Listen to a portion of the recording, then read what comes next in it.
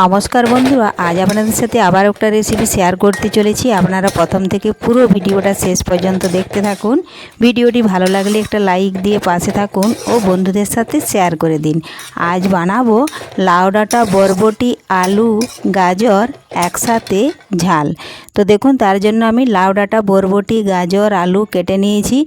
দেখুন, এখানে চামচে আদা, জিরে, কাঁচা লঙ্কা বেটে নিয়েছি, সরু সরু করে কেটে নিয়েছি। দেখুন সমস্ত কিছু সবজি, এই দেখুন লাউ ডাঁটাগুলো কেটে নিয়েছি। আর এখন তো প্রচণ্ড গরম পড়েছে, এই জন্য এখন এই গরমে লাউ ডাঁটা কিন্তু ঠান্ডা খাওয়া শরীরের পক্ষে খুবই উপকার।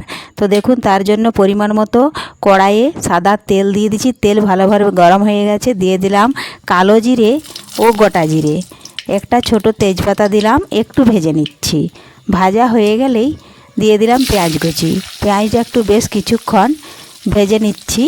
তার আগে যদি কোনো বন্ধু আমার চ্যানেলে নতুন হয়ে থাকেন, চ্যানেলটি সাবস্ক্রাইব করে বেল আইকন হলে সেট করে দিন সবার প্রথমে আমার এই রেসিপি পেতে। আর এখন প্রচণ্ড গরম, রোদের তাপ, এই সময় কিন্তু ঝোল, ঝাল, মলি মশলা সবসময় এড়িয়ে থাকাই ভালো শরীর সুস্থ রাখতে গেলে। তো দেখুন বন্ধুরা, পেঁয়াজটা আমার ভালোভাবেই ভেজে নিয়েছি, আর একটু ভেজে নিচ্ছি। দেখুন ভাজা হয়ে গেছে। এখন লাউ ডাঁটা, বরবটি, আলু, গাজর সমস্ত কিছু দিয়ে দিলাম। এরপরে দিচ্ছি আদা, জিরে, কাঁচা লঙ্কা বাটা, স্বাদ মতো দেবো আমি লবণ দিয়ে দিলাম। এখন নাড়াচাড়া করে ভালোভাবে আদা, জিরে, কাঁচা লঙ্কা বাটা ও লবণ ভালোভাবে মিশিয়ে নিচ্ছি। দেখুন বন্ধুরা, খুবই টেস্টি ও সহজ রেসিপি। একবার দেখলে আপনারাও বাড়িতে যে কেউ বানিয়ে নিতে পারবেন এই সহজ রেসিপিটি। তো দেখুন, পরিমাণ মতো দিয়ে দিলাম হলুদ গুঁড়ো, আর দেব আমি পরিমাণ মতো লাল লঙ্কার গুঁড়ো। আবারও ভালোভাবে নাড়াচাড়া করে দেখুন সবজিগুলো মিশিয়ে নিচ্ছি হলুদ লঙ্কা গুঁড়োর সাথে। আর এইভাবে মিশাতেই কিন্তু আমি ভেজে নেব সবজিটা। দেখুন, ওপর থেকে দিয়ে দিলাম কয়েক টুকরো টমেটো কুচি, একটু সামান্য পরিমাণে জল দিয়েছি। এখন ভালোভাবে নাড়াচাড়া করে নিচ্ছি। এই দেখুন, নাড়াচাড়া করে নিয়ে এখন আমি কিছুক্ষণের জন্য একটা থালা চাপা দিয়ে রেখে দেব। তো দেখুন, বেশ কিছুক্ষণ থালা চাপা দেওয়া ছিল। এখন আমি ঢাকাটা তুলে নিচ্ছি। আবারও একটু নাড়াচাড়া করে সবজিগুলো রান্না করে নিচ্ছি।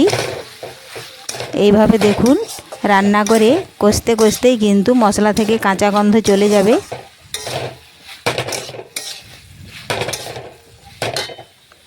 এখন আমি পরিমাণ মতো জল দিয়ে দেব।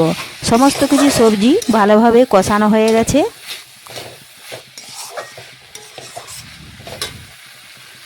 পরিমাণ মতো জল দেব।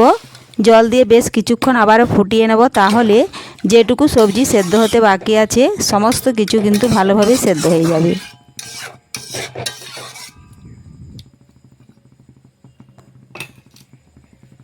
এখনই সঙ্গে সঙ্গে ঢাকা দেব না, আমি কিছুক্ষণ ফুটিয়ে নিচ্ছি।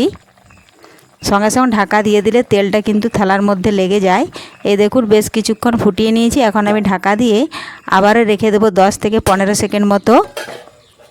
দেখুন ফিরে এলাম 10 থেকে 15 সেকেন্ড মতন। দেখুন জল কিন্তু অনেকটাই শুকিয়ে গেছে, সবজিগুলো ভালোভাবে সেদ্ধ হয়ে গেছে।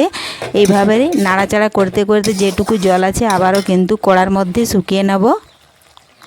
ওপর থেকে দিয়ে দিলাম একটু সামান্য পরিমাণে চিনি। এটা অপশনাল, এটা আপনারা দিতেও পারেন নাও পারেন। তো দেখুন ভালোভাবে নাড়াচাড়া করে একটু মিশিয়ে নিচ্ছি।